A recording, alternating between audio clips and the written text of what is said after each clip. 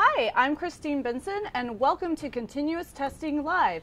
We're broadcasting today from the beautiful offices of CA Technologies in Santa Clara, California. I'm here today with Uri Shiner from the CA Continuous Delivery Business Unit, and today we're going to talk about how continuous testing can make your apps rock. Awesome. So Uri, with all of the new tools and technologies, I've been hearing that companies are able to get things out the door faster, and that they're facing new challenges. So what are those challenges? So when we're talking to teams that start to adopt continuous delivery and continuous testing practices, they experience a significant growth in the number of releases and changes they have in their pipeline. So with so many releases down a pipeline, it's very hard to understand what is the status, the progress, and the quality level of each change that they have in their pipeline.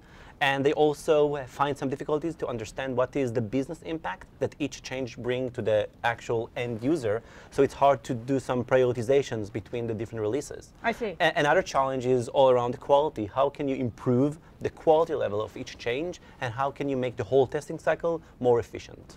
So I assume that companies are trying to solve this with different kinds of tools. Yes. So how is that changing the DevOps Marketplace?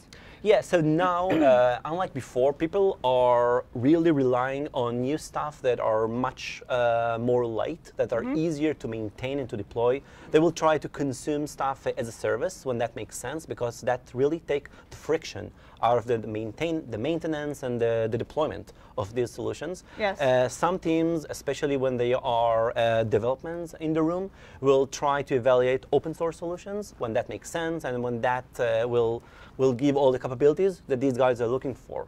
But the most important thing for all these guys is to make sure that the new stuff that they are bringing into the ecosystem will integrate with other solutions that currently exist in their ecosystem, because they want to make sure everything can interact with everything else. So these new tools that we're bringing into our solution set must expose the capabilities via APIs or as code. And so are companies looking for the vendors to do those integrations, or do they want to do those integrations themselves? So it's very hard and difficult to expect the vendors to be able to keep up with all the new technologies and with all the stuff that different companies are now using. So whenever someone will choose a specific tool over the other, tool that can be customized and can be written new plugins on top of it, on site, will be more likely to be chosen.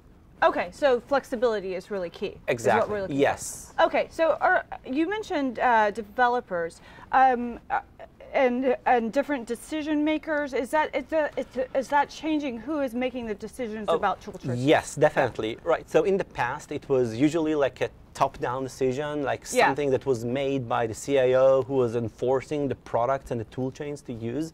Right now, many teams let the practitioners or the developers, when they are part of the DevOps team, to do some evaluation between the different products in the market, and they can make the decision on which product to move forward with. I see.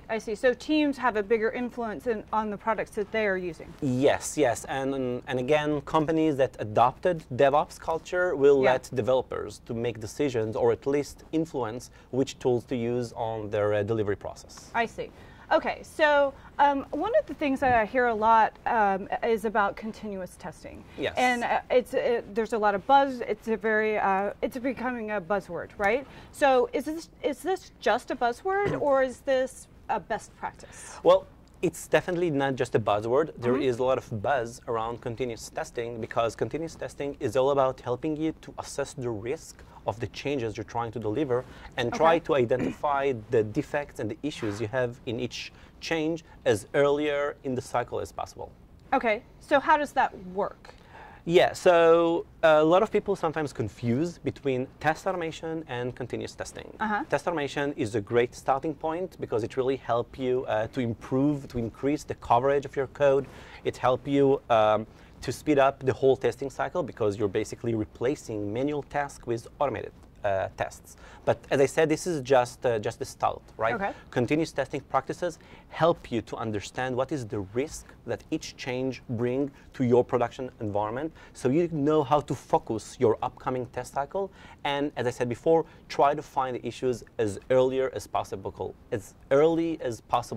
in the life cycle, because then it's much easier and cheaper to fix that defect that we have found. I see, I see. So it's the next step after test automation.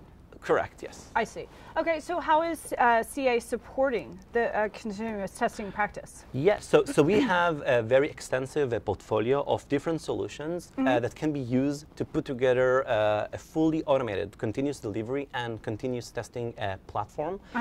So teams can adopt our products and they can use all these products all together, but all our products are totally open to be working with other solutions. So you can bring in either commercial, open source, or homegrown solutions into your ecosystem. So if your team already has testing products that they prefer, those will work with the products that you purchase from CA? Absolutely. I see.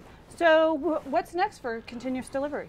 Right. So right now, most of the teams are still focusing on putting together the whole automation on the continuous delivery practice, right, just to make it better. The next step would be not just to automate that, but also to optimize it and to make it better. So teams will try to apply machine learning algorithms and analytics practices so you can be predictive on the outcome of each release and each test cycle, and be prescriptive with regarding how to mitigate issues once you found them. Wow, it sounds like there's some exciting things coming up. Yep, definitely. Okay, great. So if you want to learn more about what is coming up with CA, please go to www.whenShiftHappens.io. And we look forward to hearing more from you. Thank you.